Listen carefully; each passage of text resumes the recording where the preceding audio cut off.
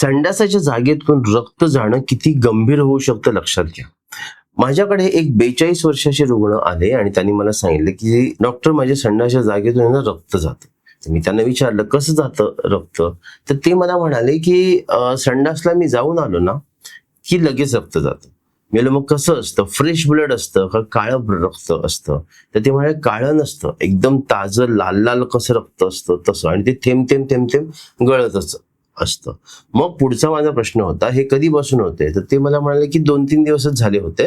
आणि त्यानंतर त्यांना विचारलं मी, संडासला कडक होते का तुम्हाला. तर ते म्हणाले हो कडकच होतं. आणि ज्या वेळेला नॉर्मल संडासला होतं त्यावेळेला रक्त जातं का. तेव्हा नाही जात रक्त, पण कडक संडासला झाली ना की रक्त जातच जातं. असं हे का होतंय, मला कॅन्सर झालाय का, असं त्यांनी मला विचारलं. मी म्हटलं कॅन्सर का.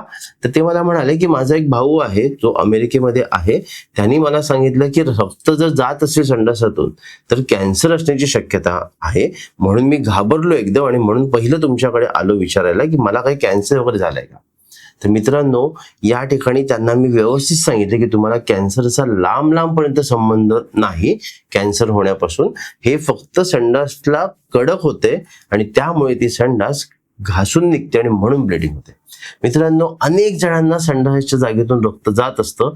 काही जण अंगावरती काढतात, काही जणांना वाटतं हा थोडासा त्रास आहे, काही जणांना वाटतं गंभीर त्रास आहे. म्हणजे आपल्याला कळत नाही की कशामुळे होते. तर आज या व्हिडिओमध्ये मी तुम्हाला हेच सांगणार आहे की कशा प्रकारचं रक्त गेलं की काय डायग्नोसिस होतं आणि तुम्ही ताबडतोब डॉक्टरकडे कधी जायचं हे सांगणार आहे. आणि शेवटला याच्यावरती उपाय काय करायचा हेही सांगणार आहे.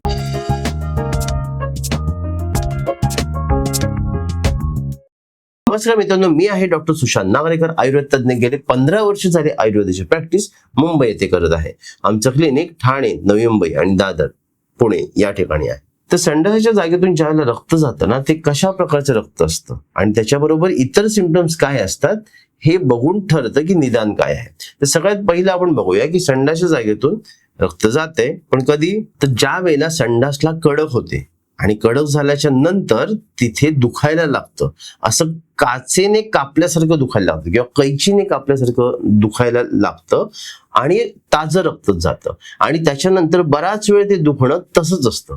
असं जर लक्षण असेल तर समजायचं तुम्हाला फिशरचा त्रास आहे. आणि त्याच जागेवरती जर संडासाच्या जागेवरती जर तिथे कोंब लागला तर तो पाईल्स असण्याची शक्यता असते. आता यामध्ये लक्षात घ्या की ज्या वेळेला तुम्हाला संडासाच्या जागेतून रक्त जातं पण दुखत नाही आणि संडासाची जागा धुताना तिथे असे कोंब पण लागतात, अशा वेळेला आपण समजायचं की तो पाईल्सचा त्रास आहे, फिशरचा त्रास नाही आहे.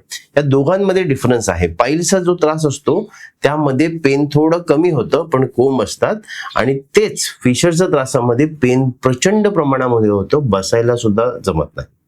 हे दोन वेगवेगळे त्रास आहेत, दोघांमध्येही ताजं आणि फ्रेश ब्लड जातं. तिसरा प्रकार असा असतो की संडासाच्या जागेतून रक्त जातंय तिथे दुखते, पण ते जे रक्त असतं ना ते पू मिश्रित असतं. म्हणजे तिथे पू पण असतो आणि रक्त पण असतं आणि ती जागा प्रचंड दुखत असते आणि थोडीशी कणकणी पण असते, म्हणजे तापासारखं सुद्धा वाटत असतं. अशा वेळेला त्या संडासाच्या जागेवरती खोल जखम असते आणि तिथे पू जमा झालेला असतो. याला म्हणतात फिस्टुला म्हणजेच भगंदर. हा त्रास सुद्धा संडासाच्या जागेतून रक्त जाणाराच त्रास आहे, पण हा थोडासा गंभीर आहे. पाईल्स, फिशर याच्यापेक्षा थोडा गंभीर आहे. या त्रासासाठी कधी कधी आपल्याला सर्जरी सुद्धा करावी लागते. चौथा त्रास बघूया. संडासाच्या जागेतून रक्त जाते पण हे काळं काळं रक्त आहे आणि संडासाचा रंग सुद्धा काळा काळा झालेला आहे. मग अशा वेळेला संडास तपासून आपण घ्यायला पाहिजे. संडास तपासून बघितल्याच्या नंतर त्याच्यामध्ये समजतं की गोठलेलं रक्त संडासामध्ये जमा झालेलं आहे म्हणून काळी संडास लावते. आणि त्याचबरोबर पोट फुगणं, भुकणं लागणं, वजन एकदम कमी होणं, असा जर प्रकार असेल तर त्यामध्ये 3 कंडिशन असू शकतात: ulcerative colitis, Crohn's disease, intestinal tuberculosis. आणि एकदम वर्स्ट अँड वर्स्ट कंडिशन मध्ये कॅन्सर म्हणजे कोलॉन कॅन्सर असण्याची शक्यता असते. पण या कंडिशन्स मध्ये फ्रेश ब्लड जाण्याची शक्यता थोडी कमी असते, यामध्ये ऑकल्ट ब्लड असण्याची शक्यता जास्त असते. आणि त्याचबरोबर वेट लॉस खूप फास्ट होत असतं. तर तुम्हाला समजलं, आपण आता 4 कंडिशन बघितल्या आहेत: फिशर, पाईल्स, फिस्टुला आणि अल्सरेटिव्ह कोलायटिस, क्रॉन्स डिसीज आणि कॅन्सर.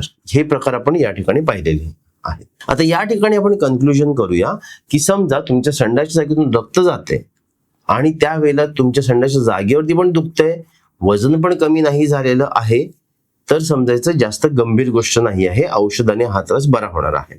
तेच जर तुम्हाला संडासच्या जागेतून रक्त जाते, भरपूर दुखते आणि त्याच्यामध्ये पू पण आहे, तर ही कंडिशन सर्जरी करण्या एवढी असू शकते. आणि तिसरा गोष्ट म्हणजे संडासच्या जागेतून फ्रेश ब्लड जात नाही, एक काळं रक्त जाते, संडासचा रंग पण काळा होतोय आणि वजन कमी होते. तर अशा वेळेला गंभीर असण्याची शक्यता आहे, ताबडतोब डॉक्टरांना भेटणं गरजेचं आहे. तर आता आपण बघूया याच्यावरती उपाय काय काय करता येतात. ज्या वेळेला तुम्हाला कडक संडास होऊन संडासच्या जागेतून रक्त जात असतं त्यावेळेला सगळ्यात पहिलं आपलं काम असतं कडक संडास नॉर्मल संडास कशी होईल हे आपल्याला बघावं लागतं. त्यासाठी तुम्ही स्टूल सॉफ्टनिंगची जी औषधं असतात त्यांचा वापर करू शकता, ते पण डॉक्टरांच्या मार्गदर्शनानेच करू शकता. आणि मी जो उपाय नेहमी सांगतो तो या ठिकाणी तुम्ही निश्चित करू शकता, तो म्हणजे 1 चमच तूप आणि सैंधव मीठ जेवणाच्या मध्यभागी. त्याच जोडीला इसबगोल म्हणून जो असतं त्याचा सुद्धा वापर तुम्ही करू शकता, त्याच्याने सुद्धा संडासाला सॉफ्टनेस येण्याची शक्यता असते. तिसरं महत्वाची गोष्ट म्हणजे जेवणामध्ये फायबरचं प्रमाण जर तुम्ही वाढवलं, फायबरचं प्रमाण कसं वाढवणार तर फळं खाऊन, सॅलड जेवणामध्ये वापरून. सॅलड खाताना एकच गोष्ट लक्षात ठेवा की कच्चं सॅलड खाऊ नका, थोडंसं कोमट पाण्यामध्ये थोडा वेळ ठेवा, थोडंसं शिजवा आणि मग हा पचायला हलकं जातं आणि तुम्हाला फायबर्स पण चांगले मिळतात. फायबर्स चांगले गेल्या कारणाने पोट साफ व्हायला मदत होते आणि स्टूलला सॉफ्टनिंग येण्यासाठी मदत होते. दुसरा उपाय म्हणजे ज्या वेळेला रक्तामध्ये उष्णता वाढते, म्हणजे या कंडिशनमध्ये स्टूल कडक नसतं, स्टूल नॉर्मलच असतं, पण रक्तामध्ये हीट खूप वाढलेली आहे, तर अशा वेळेला सुद्धा संडासच्या जागेतून रक्त जाऊ शकतं, हे लक्षात घ्या. मग पण अशा वेळेला संडासच्या जागेतून रक्त जरी गेलं तर त्या ठिकाणी जास्त पेन नाही होणार, दुखणं कमी असेल आणि तिथे जखम निश्चितच होईल, पण ती जखम हील झाल्याच्या नंतर ती जी खाज येते ती येण्याची शक्यता असते. तर अशा वेळेला रक्तातली उष्णता कमी करण्याचा प्रयत्न करायला पाहिजे. तर त्यासाठी मी नेहमी जे सांगतो की वाळ्याचं जे सरबत असतं त्याचा वापर तुम्ही करू शकता. जर तुम्हाला डायबिटीस असेल तर नुसता वाळा घ्या जो मार्केटमध्ये मिळतो आणि त्याचं पाणी प्या, त्याच्याने रक्तातली उष्णता कमी होते. तिसरं म्हणजे ज्या वेळेला पू वाढतो, पू असतो आणि रक्तमिश्रित पू असतो, अशा वेळेला तुम्हाला ताबडतोब डॉक्टरांकडे जाऊन त्याचे उपचार घेणं गरजेचं आहे. आणि संडासच्या जागेतून जर रक्त जात नसेल, काळ्या रंगाचं रक्त जात असेल किंवा संडासला काळी होत असेल, आता संडासला काळी होते म्हणजे प्रत्येक वेळेला त्याच्यामध्ये रक्त असतं का तर नाही. ज्या वेळेला आपण आयर्नच्या गोळ्या घेतो किंवा काही विटॅमिन्सच्या गोळ्या घेतो त्यावेळेला सुद्धा संडासचा रंग बदलू शकतो. पण समजा जर तुमचं वेट लॉस होत असेल तर ताबडतोब स्टूल चेकअप करून घ्या, म्हणजे संडासाची तपासणी करून घ्या, तुमच्या जवळच्या डॉक्टरांना दाखवा आणि त्याचं निदान प्रॉपर करून घ्या की नक्की त्रास काय आहे आणि त्याच्यावरती ताबडतोब उपचार करा, ताबडतोब बरा होऊ शकतो. आता या ठिकाणी आणखीन एक महत्वाची गोष्ट सांगतो की कोलोन कॅन्सर जो असतो ना तो पूर्णपणे बरा होऊ शकतो. त्यामुळे जर असा काही प्रकार असेल तर योग्य वेळेला योग्य मार्गदर्शन घ्या आणि लवकरात लवकर या त्रासातून बाहेर पडा. मित्रांनो, आजचा व्हिडिओ तुम्हाला कसा वाटला, इन्फॉर्मेटिव्ह वाटला का? जर तुम्हाला हा व्हिडिओ इन्फॉर्मेटिव्ह वाटला असेल तर नक्की शेअर करा, तुमच्या जवळच्या लोकांना नक्की शेअर करा, जेणेकरून त्यांना सुद्धा हे नॉलेज मिळेल. आणि आमचं चॅनल नक्की सबस्क्राईब करा.